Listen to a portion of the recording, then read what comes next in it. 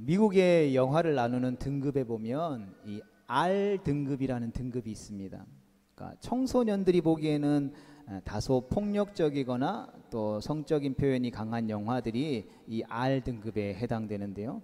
그 말인즉슨 가족과 함께 볼 수 있는 영화는 아니기에 흥행 면에서는 조금 어려움이 있다라는 말도 될 수 있을 것입니다. 그럼에도 불구하고 이 미국 지역에서 7천억이 넘는 흥행 수입을 벌어들인 영화가 있습니다. 네, 그 영화는 바로 패션 오브 크라이스트라는 영화입니다. 한 번쯤 들어보셨거나 아니면 영화를 처음부터 끝까지 다 보진 않더라도 뭐 짧게 뭐 고난 주간이나 뭐 이런 영상을 통해서 한번 보신 적도 있을 것입니다. 이 영화는 예수님의 고난과 십자가의 죽음을 맞이하는 그 한 주간의 기록들을 다룬 영화입니다. 그런데 이 영화가 많은 인기를 누렸지만 그만큼 논란도 있었습니다. 한 가지는 너무 폭력적으로 예수님의 고난을 그려냈다라는 점이고, 다른 하나는 성경과 동떨어진 부분이 그 안에 여러 들어 있었다라는 점이죠. 대표적으로 예수님 부활 현장에 있었던 이 막달라 마리아를 오늘 본문에 나오는 8장에 나오는 간음 현장에서 붙잡힌 여인으로 묘사한 부분이죠. 이런 오해는 뭐 한 번쯤은 들어봤을 텐데, 이 지저스 크라이스트 슈퍼스타라는 유명한 뮤지컬에서도 등장하는데 바로 막달라 마리아를 창녀로 묘사하고 있는 부분입니다. 그런데 성경은 이 막달라 마리아는 귀신 들렸던 여자로서 예수님이 귀신을 쫓아낸 후에 예수님을 따르던 여인이었고, 오늘 본문에 나오는 간음 현장에서 붙잡힌 여자는 또 다른 사람이라는 것이죠. 게다가 본문에 등장하는 여인이 창녀였다라는 증거도 없다라는 것이죠. 그러고 보면 막달라 마리아나 오늘 간음 현장에 잡혀온 여인 모두 오해를 받고 있는 상황이라 할 수 있을 것입니다. 이러한 오해가 생긴 이유는 본문의 장면이 너무나도 인상적이어서 이 여자는 분명히 죽을 때까지 예수님을 따랐을 것이다라고 모든 사람들이 생각할 수밖에 없었기 때문이죠. 게다가 오늘 본문의 말씀, 죄 없는 자가 먼저 돌로 치라라는 말은 예수님을 믿지 않는 세상의 사람들도 한 번쯤은 들어봤을 법한 유명한 말씀이라는 것이죠. 오늘 본문의 내용은 이렇게 시작합니다. 예수님이 전날 성전에서 말씀을 가르치시고 밤에 감람산으로 나아가서 기도를 하고 베다니로 가서 하룻밤을 보내신 이후에 다시 예루살렘 성전으로 나아오셨습니다. 사람들은 예수님의 말씀을 들으려고 모였고, 이때 예수님을 어떻게 해서든지 간에 잡아 넣을 만한 빌미를 찾던 서기관들과 바리새인들이 예수님 앞에 한 여인을 데리고 오죠. 이 여자는 간음 현장에서 붙잡혀온 여인이라고 합니다. 예수님 앞에 끌려온 이 여자가 어떤 사람인지는 성경이 명확하게 이야기하고 있지는 않습니다. 많은 사람들이 그녀를 창녀라고 칭하기도 했지만 성경이 기록된 헬라어 성경 말씀에 보면 그녀가 몸을 파는 여자라고 단정 지을 만한 어휘나 문맥적인 특징은 찾아볼 수 없다라는 것이죠. 그리고 성적인 쾌락을 위해 문란한 인생을 살았다라고 단정하기도 어렵다라는 것이죠. 왜냐하면 그녀가 분명한 죄를 짓기는 했지만 예수님은 그녀의 죄를 용서하시고 더 이상 정죄하지 않는다라고 말씀하신 것으로 우리가 비춰볼 때에 그녀가 계속적으로 지속적으로 능동적으로 죄를 범하면서 그것을 통해 자신의 어떤 이익을 취하거나 어떤 쾌락을 누리는 그런 여인은 아닌 것 같기 때문이라는 것이죠. 물론 그렇게 단정 짓기 어렵다고 해서 뭐 그녀가 어려운 삶을 살았다거나 살다가 그런 지경에 이르렀다거나 불쌍하다고 말하며 그녀가 지은 죄의 현재 상황을 동정해야 한다라고 말하고 싶은 것도 아니라는 것이죠. 어쨌든 우리가 여러 가지 이유로 우리는 앞서 영화에서 예를 들었던 것처럼 이 본문을 대하기 전에 우리가 미리 가지고 있었던 어떤 이 여인에 대한 선입견이나 기존에 알고 있었던 지식들을 버릴 필요가 있는 것은 분명해 보입니다. 왜냐하면 그래야 예수님을 만나게 되는 이 여자도 우리가 바라볼 수 있게 되고 예수님이 말씀하신 그 말씀의 진정한 의미도 우리가 더 잘 이해할 수 있기 때문일 것이죠. 우리가 머릿속에 이미지를 다 지워버리고 그날 아침에 일어난 일들을 다시 한 번 더 차근차근 상상해 봅시다. 그녀는 아침에 현장에서 붙잡혀 왔다라고 기록합니다. 어쩌면 침대에 누워 있을 때 발각되거나 아니면 남자가 집을 떠난 뒤에 사람들이 들어와 여자를 끌어냈을지도 모르겠습니다. 그때 이 여인은 어떤 생각을 했을까요? 자신이 그토록 숨기던 일이 드러났기 때문에 경황이 없었겠죠. 사람들은 그녀를 마구 끌고 가며 죽여야 한다고 말하는 심각한 상황 속에서 어쩌면 그녀는 이런 날이 언젠가 올 줄 알고 있었는지도 모르겠습니다. 왜 그렇습니까? 세상에 숨길 수 있는 비밀은 없기 때문인 것이죠. 언젠가 들통이 나는 사회적으로 지탄을 받고 죽음에 이르게 될 일이라는 것을 알았을 것입니다. 죄라는 것, 특히 의식하고 있는 죄는 결코 영원히 묻혀있지 않는 법이기 때문이죠. 죄라는 것에는 두 가지 이중적인 특징이 있습니다. 첫 번째로는 모든 죄는 스스로 숨긴다라는 것이죠. 또한 반대로 언젠가는 모습을 드러내려 한다라는 것입니다. 그래서 사람이 회개하려고 하면 죄는 자신을 숨기려고 하고, 반대로 죄를 숨기려고 하면 그 사람 속에서 나와서 세상 사람들 속에서 죄를 드러내려고 한다라는 것이죠. 그리고 죄는 들어올 때는 조용히 들어오지만 밖으로 드러날 때는 조용하게 드러나는 법이 없다라는 것이죠. 그래서 죄가 드러날 때는 언제나 모두가 다 당황스럽게 되는 것입니다. 죄는 절대로 조용히 그리고 순순히 드러나는 법이 없으며 항상 난리법석을 일으키게 되는 것이죠. 더욱이 성적인 죄는 더 그런 것 같습니다. 조용히 몰래 시작하지만 갑자기 그 죄가 드러날 때에 주변을 온통 시끄럽게 만든다라는 것이죠. 그리고 그 죄가 드러나는 날에는 모욕과 수치가 사람을 깊은 절망에 빠뜨리게 되는 것입니다. 그러나 다른 면에서는 죄가 드러날 때에 절망만은 있는 것 같지 않습니다. 자신의 죄가 밝혀지는 순간 그 죄로 인해서 수없이 많은 고통 가운데 있었던 사람은 차라리 잘 되었다라고 생각할지도 모를 것이죠. 오히려 죄의 절망 가운데 있는 자신을 건져주기를 바라기 때문인 것입니다. 그러나 죄가 드러날 때에 자신의 의도대로 자신의 모습을 받아줄 사람이 없다라는 점이 문제이겠죠. 사람들은 죄를 파헤치려고만 하지 아무도 이해해주거나 죄를 용서하거나 위로하거나 변화시켜줄 힘이 없다라는 것입니다. 그래서 죄가 드러난 사람은 절망하게 되고 수치를 경험하며 아무에게도 위로를 받지 못하고 사람들에 의해 벌거벗겨진 채 길에 던져지게 되는 것이죠. 그때 그의 삶의 이야기도 어쩌면 내팽겨쳐지는지도 모르겠습니다. 모든 일에는 분명히 긴 이야기가 있었겠지만 사람들은 그 이야기에 관심이 없으며 단지 죄를 들춰내서 가십거리로 삼고 이를 비난하거나 조롱할 뿐이라는 것이죠. 어쩌면 이것이 그날 아침에 있었던 일의 모습이 아닐까 생각해 보게 되는 것이죠. 언젠가 드러나야 할 그 일이 드러났지만 조용히 그리고 정중하게 자신을 드러내는 것이 아니라 그날 아침에 그 여인의 죄가 드러났을 때의 그녀의 삶의 이야기는 모두 갈기갈기 찢겨지고 모두의 발에 밟혀 길바닥에 내팽개쳐졌다라는 것이죠. 무엇 때문에 왜 그런 일을 했는지는 중요하지 않고 그 누구도 그것에 관심을 두지 않았다라는 것이죠. 누군가에게 자신의 삶을 모두 털어놓으며 울고 싶었을지도 모르지만 그녀는 도덕적으로 사람들에게 벌거벗겨진 채 마치 도살장에 끌려가는 동물처럼 가죽이 벗겨져 매달려 있게 되었고 모든 사람들의 비난과 모멸의 시선들은 그녀를 날카로운 칼처럼 찌르고 있었던 것입니다. 일단 죄가 드러난 이후에는 그녀를 알던 사람이든 모르는 사람이든 모두 아무런 감정의 방향이 없이 비난과 욕설을 쏟아놓는 것이죠.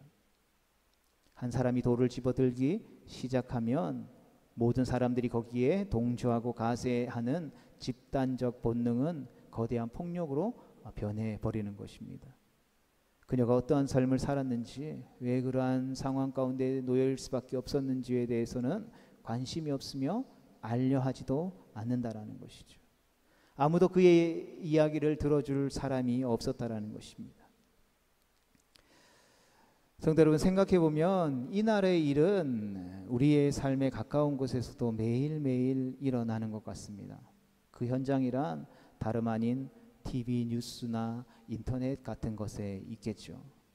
미디어를 통해서 누군가의 비밀을 들추어내고 광장으로 끌어내 돌을 던지고자 수많은 사람들의 집단적인 충동을 불러일으키는 기사들이 계속해서 쏟아져 나오는 것입니다. 희망적이고 또 긍정적이고 소망을 일으키는 그러한 이야기들이 우리의 삶에 가득 넘치면 좋겠다라고 생각하지만, 그러한 이야기들로는 사람들의 관심을 끌 수 없을 뿐만 아니라 그것으로는 그 어떠한 이익도 추구할 수 없기 때문인 것이죠. 그러한 기사를 접하는 당사자들은 당사자들의 이야기에는 관심이 없다라는 것이죠. 단지 돌을 던질 대상만을 찾을 뿐인 것이죠. 여자를 끌고 와 돌을 들고 서 있던 바리새인들처럼 현대의 많은 사람들이 그렇고 살아간다라는 것이죠. 성도 여러분, 우리는 예수님이 마가복음 2장 17절에서 하신 말씀을 기억해야 합니다. 말씀을 같이 보겠습니다. 시작. 예수께서 들으시고 그들에게 이르시되 건강한 자에게는 의사가 쓸데없고 병든 자에게라야 쓸데있느니라. 나이는 의인을 부르러 온 것이 아니요 죄인을 부르러 왔노라 하시니라. 아멘. 여러분, 우리는 왜 이 말씀을 기억해야 할까요? 우리가 예수님을 믿고 교회에 나올 때에 오늘 이 마가복음 2장 17절에서 예수님이 하신 말씀처럼 교회 안에는 의인들이 그득그득한 것이 아니라 죄인들이 그득그득함에도 불구하고 마치 자신은 죄인이 아닌 것처럼 죄인이 들어왔을 때 그 죄인을 정죄하고 들추어내며 비난하는 모습들이 우리의 삶 가운데 너무나도 많이 일어나고 있다는 것이죠.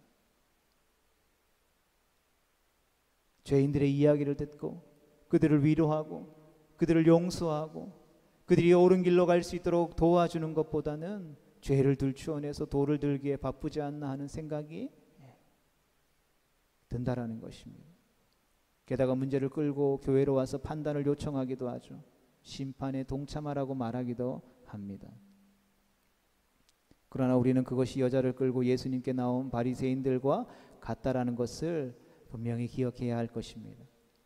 우리가 살아가는 이 사회는 이러한 집단적인 성향을 이용하고자 하는 사람들에 의해 쉽게 조작당하죠. 언론이나 미디어나 정치 세력들은 예전부터 이런 일들을 이용해 왔다라는 것입니다. 우리 지난 10월 27일 주일에 서울로 가서 포괄적 차별금지법을 반대하기 위해서 하나님 앞에 우리의 죄를 회개하고 다시 한번 더 이 나라 이 민족을 향해서 하나님께서 은혜를 베풀어 주시기를 기도하고 돌아왔습니다.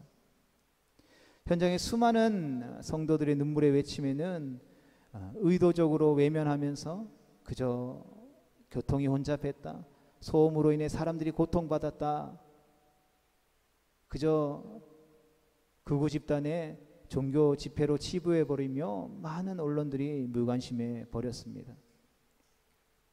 우리는 그러한 모습들을 오늘 본문에서도 발견하게 되는 것이죠. 이 여자의 죄는 간통죄입니다. 당시의 간통죄는 처벌받게 되어 있습니다. 레위기와 신명기에 다음과 같이 말씀하고 있습니다. 같이 읽어보겠습니다. 시작. 누구든지 남의 아내와 간음하는 자, 곧 그의 이웃의 아내와 간음하는 자는 그 간부와 음부를 반드시 죽일지니라.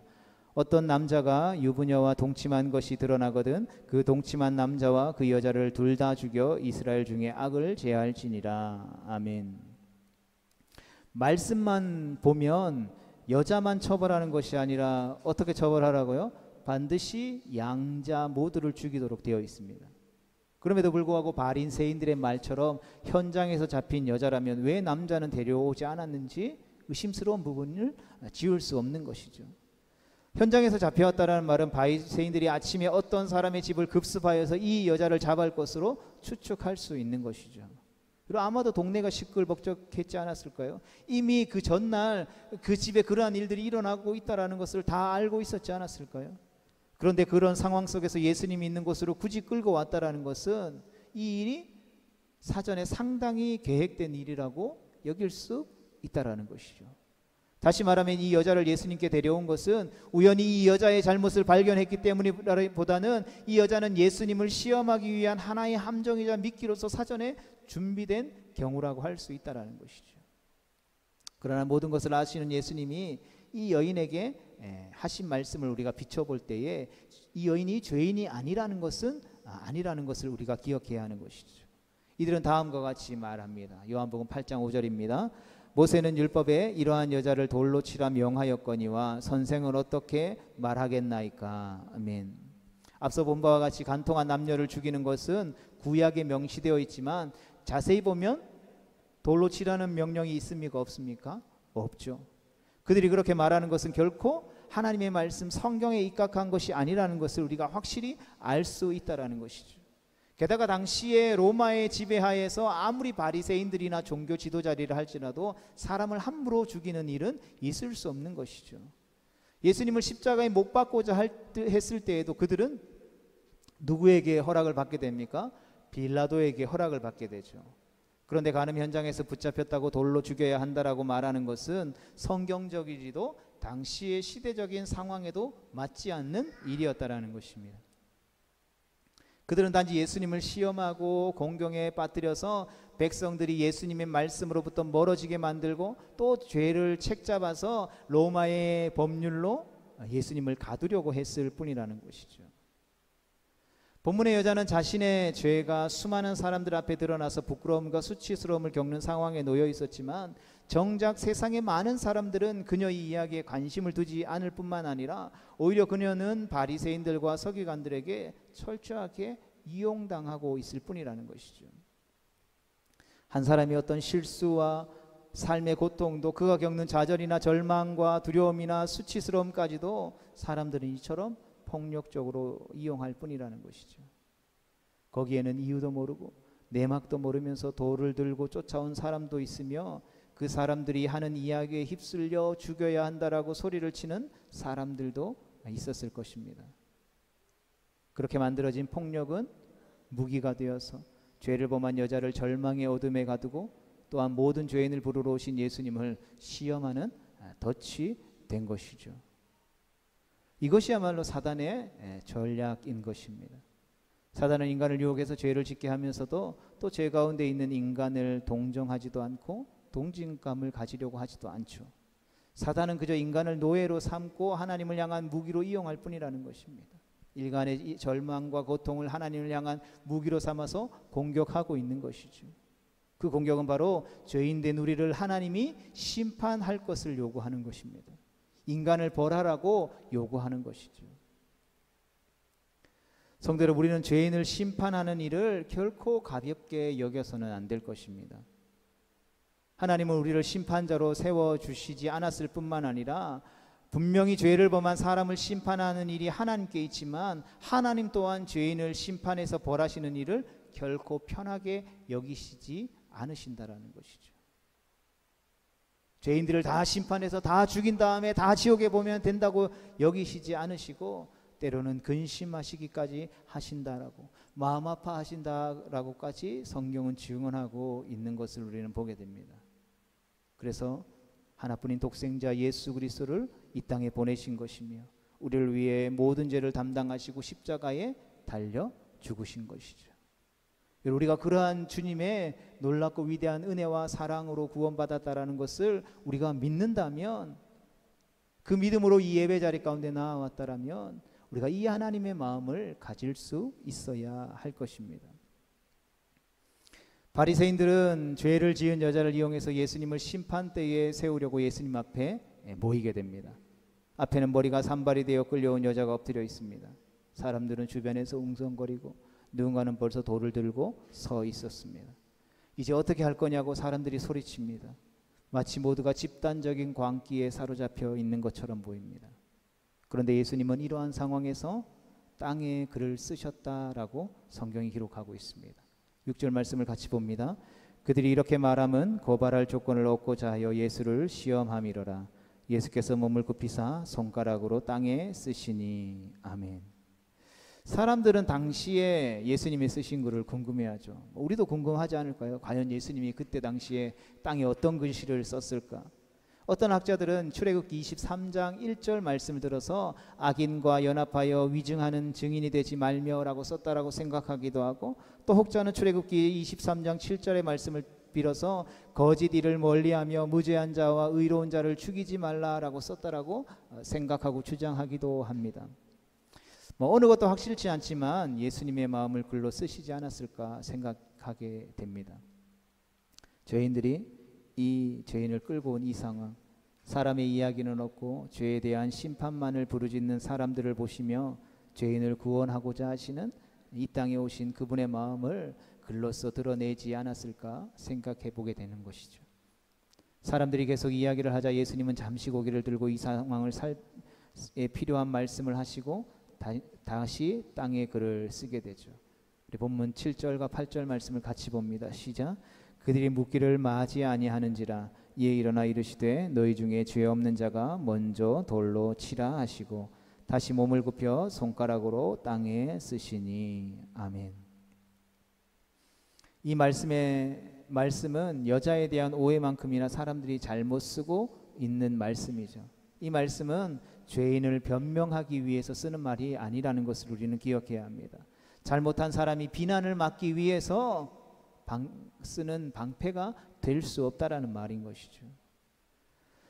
이 말씀은 어둠으로 가득한 그 자리의 빛과 같았습니다. 또한 이 말씀은 죄가 드러난 여자를 데리고 온 사람들이 어떤 사람들이었는지를 보여주는 거울과 같은 말씀이었습니다. 남의 죄는 알고 싶어 하면서도 자신의 죄를 보지 못하는 사람들에 대해 예수님이 비추는 빛의 말씀이었습니다. 성도 여러분, 당시 그 자리에 있었던 사람들은 예수님이 자신들에 대해 말씀해 주시는 주님의 음성을 들었습니다. 죄인을 심판대에 올려둘 뿐만 아니라 예수님을 심판대에 올려놓으려는 자들을 이 말씀을 듣고 나서 자신들이 심판대에 먼저 올라가 있다라는 것을 깨닫게 된 것이죠. 자신들이 누구인지를 깨닫게 된 것입니다. 남의 죄를 알고 싶어 한 사람들에게 예수님은 그들 자신에 대해 볼 수 있도록 거울을 주신 것이죠. 세상에는 두 종류의 사람이 있죠. 모두가 죄인이지만 다른 사람 앞에 죄가 드러난 사람과 아직 드러나지 않은 사람들이라는 것입니다.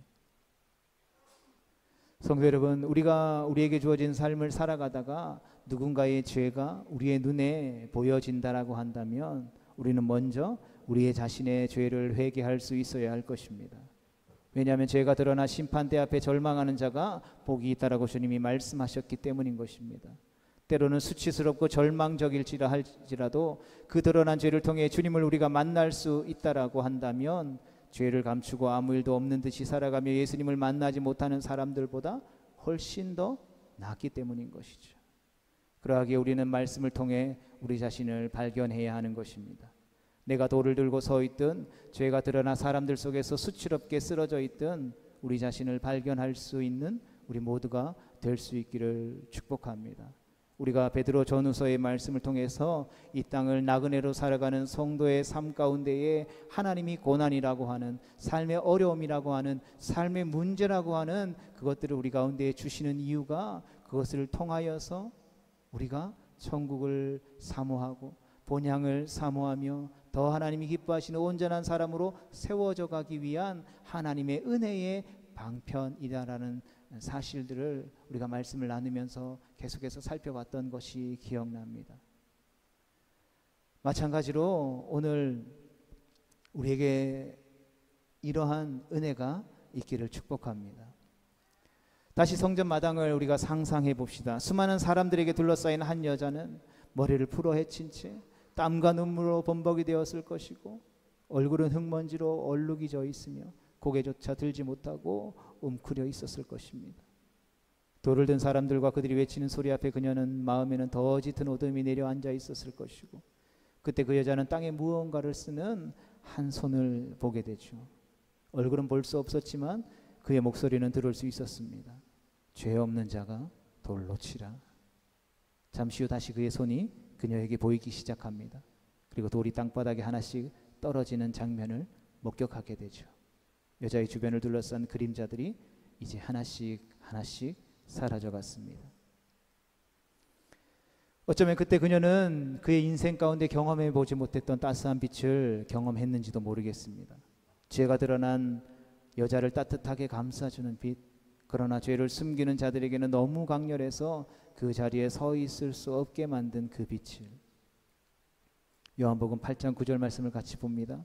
그들이 이 말씀을 듣고 양심의 가책을 느껴 어른으로 시작하여 젊은이까지 하나씩 하나씩 나가고 오직 예수와 그 가운데 섰는 여자만 남았더라. 아멘.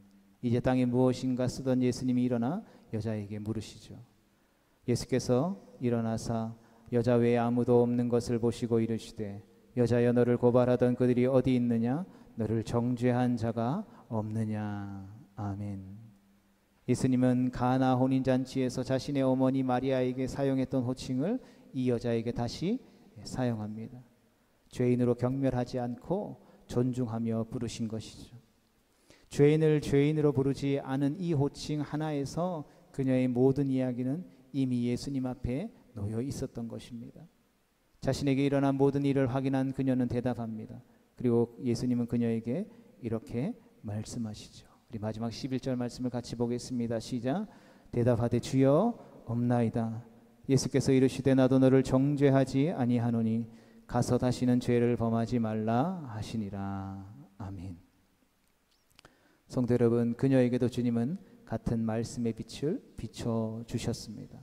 돌을 들고 온 사람들에게 비추시되 정죄하지 않고 양심의 가책을 받아 스스로 돌이키게 하셨듯이 죄로 인해 엎드려 있는 이 여인에게도 스스로 돌이킬 수 있는 말씀의 빛을 비추어 주신 것이죠. 죄를 돌이키게 하는 말씀의 빛, 바로 그것이 죄인에게 주시는 은혜이었던 것입니다. 이날 돌을 든 자도 엎드린 여자도 모두 이 말씀의 빛, 은혜의 빛 가운데에 자신을 돌아보게 되었던 것이죠. 가만히 생각해보면 우리는 난데없이 들춰진 우리의 죄에 당황하며 비난과 절망 속에 버려져 있거나 혹은 돌을 들고 분노한 군중 속에 끼어 있습니다. 그리고 그 둘 모두는 우리가 원하는 자리가 아닐 것입니다. 그러나 어떠한 상황이든 우리 자신을 스스로 발견해내지 못한다면 우리에게는 그 어떤 위로도 그 어떠한 소망도 존재할 수 없을 것입니다. 우리가 우리 자신을 발견하게 되는 것은 말씀의 빛이 우리를 비추어 줄 때에만 가능하기 때문인 것입니다. 주님이 말씀으로 우리를 비추시고 은혜를 베풀어 주실 때 우리는 우리 자신을 발견하고 돌이킬 수 있게 되는 것이죠. 그러하기에 우리가 어떠한 모습으로 있든 누군가를 정죄하기 위해 계획적으로 끌고 왔던, 나는 잘 모르지만 그저 동조해서 정죄받아야 하는 여인을 정죄하고 돌로 쳐 죽이기 위해서 따라왔던, 아니면 내가 그 지울 수 없는 죄에 사로잡혀 있던 죄인이든, 우리에게 중요한 것은 말씀의 빛, 은혜의 빛이 비추어지는 이 예배의 자리, 그 말씀의 자리, 은혜의 자리에 서 있는 것이 그 무엇보다도 중요하다라는 것을 기억해야 할 것입니다. 바라기는 오늘 예배하는 우리 가운데에 2000년 전 그 성전 마당에 비춰졌던 말씀의 빛이 오늘 이 말씀 앞에 서 있는 우리 모두에게 동일하게 비춰질 수 있게 되기를 주님의 이름으로 축복합니다. 그리고 그 빛을 받아서 우리 자신을 돌아보고 죄에서 돌이켜 하나님이 기뻐하시는 온전한 사람으로 다시금 새롭게 태어나는 이 시간 우리 모두가 되어질 수 있기를, 그래서 우리를 통하여서 그 어떠한 정죄와 절망과 소망에 빠져 있는 자들이 다시 한 번 더 희망을 얻고 위로함을 얻을 수 있는 삶의 자리에 축복의 통로로 살아가는 우리 모두가 되어질 수 있기를 주님의 이름으로 축복합니다.